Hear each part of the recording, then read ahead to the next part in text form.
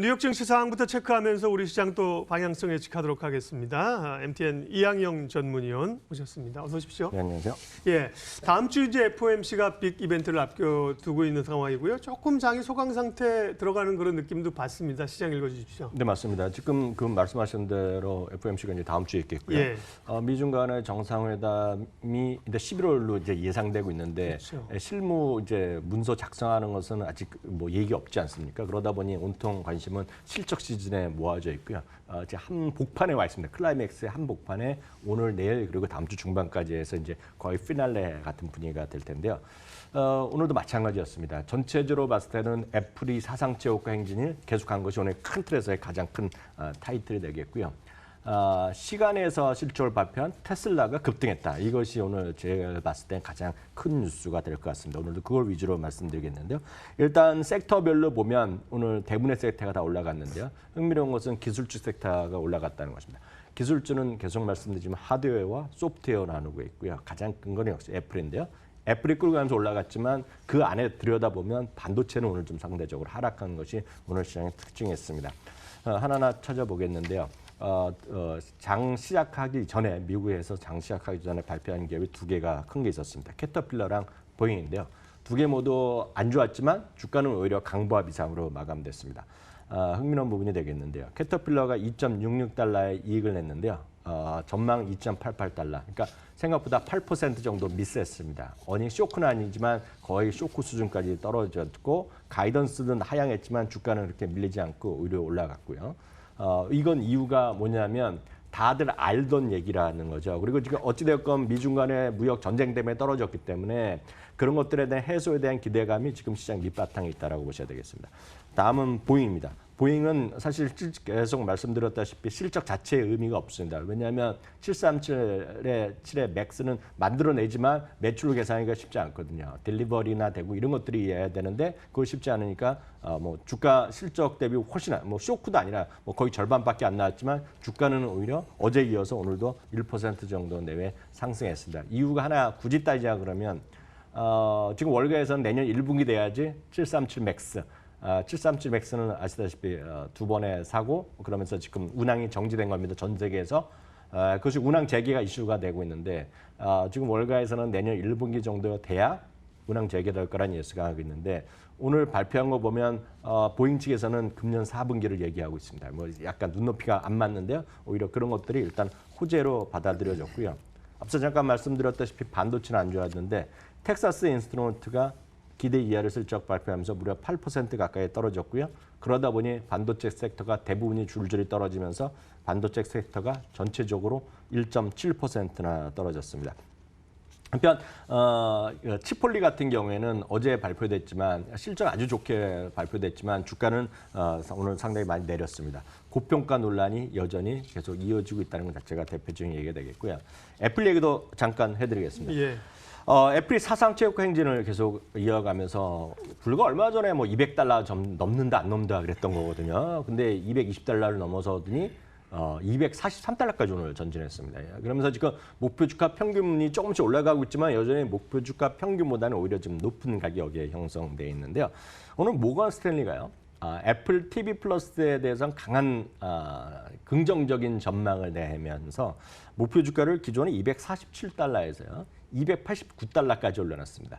289달러는 애플에 대한 월가의 팩트세서 기준으로 집계하는 33명의 월가 애널리스트 중에 가장 높은 목표 주가입니다. 참고적으로 최저는 150달러가 있습니다. 그러니까 최저는 150달러, 최고는 지금 289달러까지 나왔다라고 일단 이해하시면 되겠고요. 여튼 애플이 오르다 보니 전체적으로 주가 S&P 500, 나스닥 그리고 다우 지수의 세 지수에 모두 포함되어 있기 때문에 지수를 끌고 가는 원동력의 대표 주자가 바로 애플이다라고 이해하시면 되겠습니다.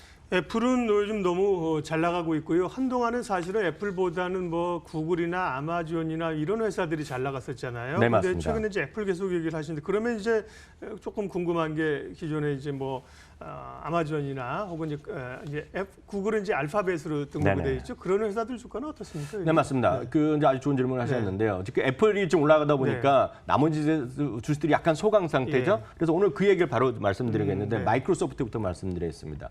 마이크로소프트는 아시다시피 작년 10월부터 금년 지금 한 달 전까지 거의 10여 개월 동안 시가총액 1위를 제일 많이 오랫동안 했던 기업입니다. 잠시 뭐 애플도 있었고 아마존도 있었지만 가장 많이 마이크로소프트가 있었고요.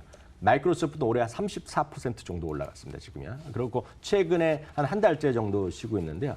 오늘 이제 마침 장 마감 후에 실적을 발표했습니다. 1.25달러 주당 이익이 전망됐었는데 1.38달러가 올라가면서 가볍게 역시 깜짝 실적을 발표했고요. 매출도 생각보다 좋았는데 이슈가 되는 것은 역시 클라우드 매출입니다. 애저 서비스가 되겠는데요. 전분기에 64%, 그전에는 70%, 뭐 100% 성장하던 건데 이번에 드디어 60% 이하로 성장률이 떨어졌습니다. 물론 이것도 엄청나지만 지금 전망치가 64% 전망이었기 때문에 이거에 따른 여러 가지 실망하는 사람도 분명히 있는 건 사실이 되겠습니다. 시간에선 플러스 마이너스 혼조권의 유지가 되고 있고요. 바로 표에 보여드렸다시피 그 중간 아래쪽 애저 서비스 59%가 핵심이 되겠습니다. 그 다음 그림이 준비됐으면 그 다음 그림이 빠졌는데 여하튼 이런 정도가 지금 시장에서 핵심 요인, 그러니까 네. 클라우드 서비스가 가장 핵심적인 요인이 되겠고요. 다음은 페이팔이 되겠습니다. 페이팔은 주당 61센트가 나왔습니다. 52센트 전망에서 역시 깜짝 실적을 다시 한번 보여줬는데요. 핵심은 이겁니다.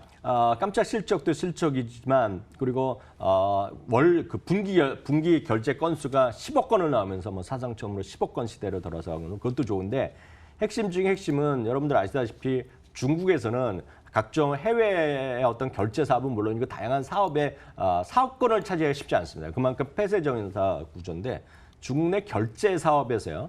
처음으로 지금 외국 기업으로 처음으로 지금 면을 땄습니다. 바로 이분이 오늘 긍정적으로 받아들여지면서 시간에서 지금 8% 수준까지 오늘 급등하는 것이 특징이 되겠고요. 다음은 역시 오늘 아마 가장 큰 핫 뉴스가 미국 증시에서는 테슬라가 되겠는데 한마디로 시간에서 지금 20%까지 급등을 하고 있습니다. 주당 46센트의 손실이 우려됐었는데요. 주당 1.91달러 이익이 났습니다. 이건 뭐 설명조차가 안 되는 그런 숫자가 나왔고요. 매출은 상대적으로 약간 부족했지만 큰 의미가 없어 보입니다. 분기달 생산 대수는 여전히 안정적인 올라가고 있고요. 문제는 이제 중국에 대한 내년대의 생산이 원활하게 가고 있다는 거, 그리고 영업 마진이 상당히 급속히 좋아질 수 있다는 기대감이 오늘의 수치로 확인됐다라고 보셔야 되겠습니다. 내년도에 모델 3가 중국에서 원활하게 생산될 것을 강조하고 있는데 이런 것들이 오늘 호재로 작용되면서 시간에서 20%까지 급등한 것이 포인트가 되겠습니다. 네, 오랜만에 테슬라 얘기가 좀 나왔고요. SK 하이닉스가 실적이 지금 나오고 있습니다. 매출은 6조 8,388억입니다. 전년비 40%가 줄었고요. 영업이익이 중요한 거죠. 영업이익이 4,726억, 93%가 줄었습니다. 워낙 뭐 삼성전자도 그렇고 하이닉스도 지난해 3분기가 좋았기 때문에 여기서 등락률은 큰 의미는 적고요. 자체 레벨 자체인데 대략 영업이익이 한 4,300억 정도 예측했던 것 같은데요. 자료를 보면 4,700억 수준이 나왔으니까 예측치보다는 조금 좋게 나왔습니다. 잠시 후에 취재기자 연결해서 이 부분은 직접 들을게요. 위원님과 함께 미국 시장 얘기 좀 더 하겠습니다. 예, 결국은 이제 계속 실적 발표를 주목하고 있습니다. 내일은 이제 아마존 실적 나온다면서요? 네, 말씀드렸던 걸 질문에 계속 말씀드린 마이크로소프트는 그래서 한 달 동안 이제 혼조권 사상 최고가 레벨에서 그리고 구글은 이제 그 고권에서 아직 사상 최고가를 못 찍었지만 고점을 형성하고 있는데 이제 문제가 아마존이거든요. 아마존이 직전 분기 실적 발표한 이후에 한 3개월 동안 주가가 한 9% 정도 조정을 보여줬습니다. 역시 이제 여기서는 AWS죠. 클라우드 서비스에 대한 성장에 대한 논란이 있겠고요. 또 하나는 24시간 서비스에 따라서 투자가 늘어나기 때문에 올해 이익이 작년보다 좀 줄거든요. 그러니까 그 부분에 대한 이슈가 있겠는데요.